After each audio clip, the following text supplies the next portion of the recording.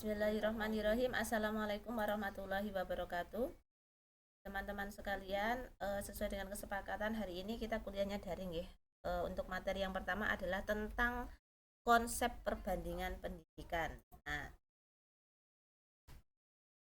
di sini ya, kenapa kita harus mempelajari tentang perbandingan pendidikan? Yang mana kita semua sudah tahu bahwa kemajuan umat ya atau manusia ya masyarakat dalam suatu negara itu bisa kita lihat dari tingkat ketercapaian kemakmuran dan juga kesejahteraan masyarakatnya, yang mana di situ ya kemajuan tiap bangsa di dunia itu menandakan bahwa dalam negara tersebut itu telah terjadi peradaban baru dengan segenap piranti yang memanjakan. Kita bisa lihat bahwa di negara maju dengan di negara berkembang atau negara yang masih miskin ya, itu pasti berbeda, baik itu dari segi fasilitas, layanan, dan lain sebagainya. Namun perlu kita tahu bahwa kemajuan suatu negara itu tidak berarti dia terbebas dari problem kehidupan. Kenapa demikian? Nah, jadi misalkan kita lihat ya di negara-negara maju dan negara-negara berkembang ya itu pasti memiliki problem yang berbeda, karena kemajuan umat manusia itu dalam suatu negara justru menjadikan mayoritas bangsa-bangsa tersebut terlilit oleh problem-problem yang berbeda, baik itu dari aspek sosial, ekonomi, politik maupun budaya.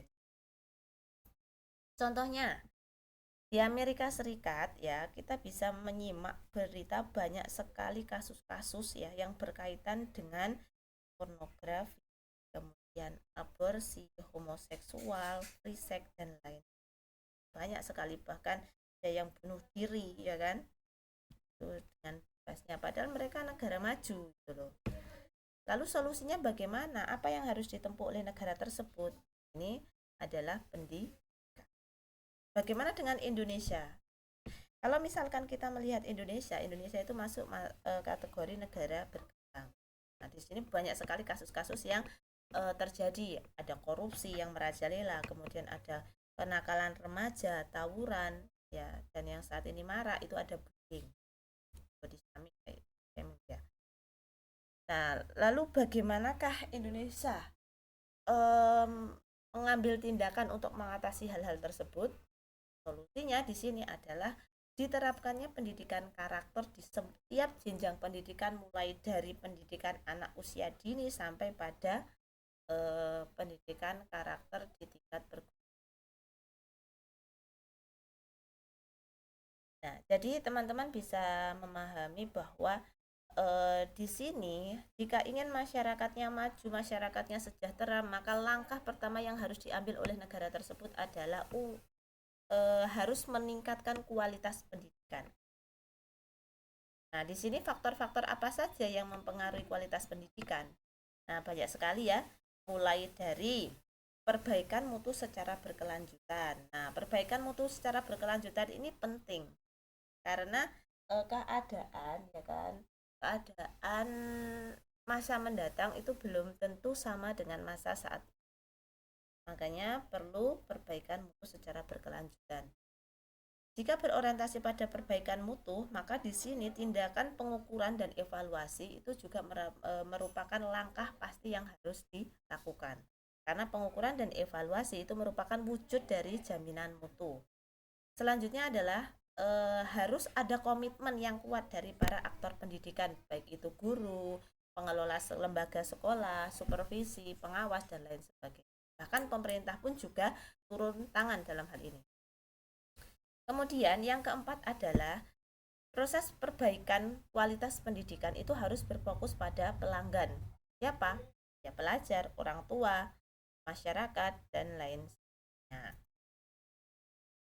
Jadi di sini apa yang dimaksud dengan perbandingan pendidikan? Nah, di sini sudah ada 5 pendapat ahli yang mengemukakan tentang perbandingan pendidikan.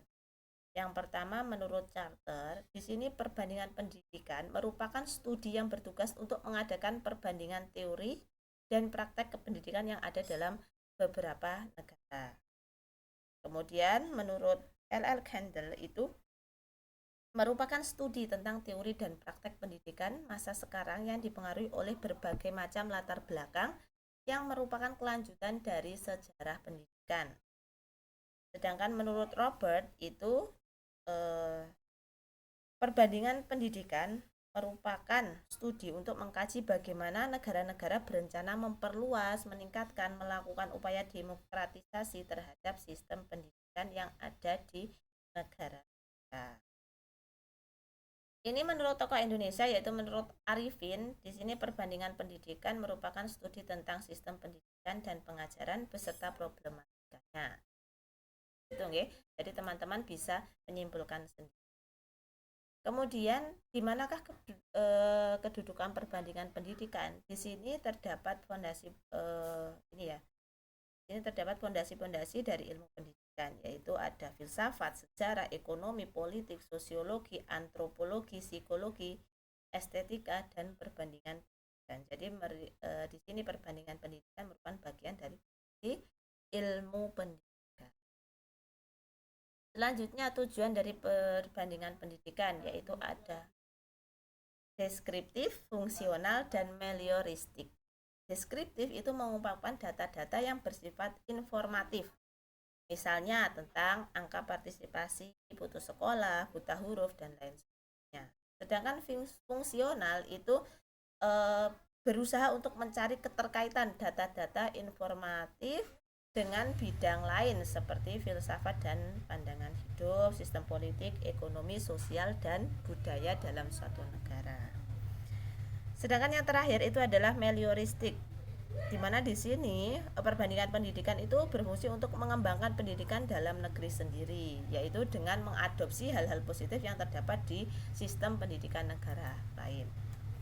Sedangkan cakupannya dalam perbandingan pendidikan terbagi menjadi dua, yaitu studi area yang didasarkan pada wilayahnya dan juga studi tematik yang didasarkan pada tema-tema tertentu. Misalnya ada manajemen kelembagaan, kurikulum, lulusan sekolah, anatomi, otonomi pendidikan, lembaga pendidikan, pemberdayaan organisasi, dan sumber-sumber belajar.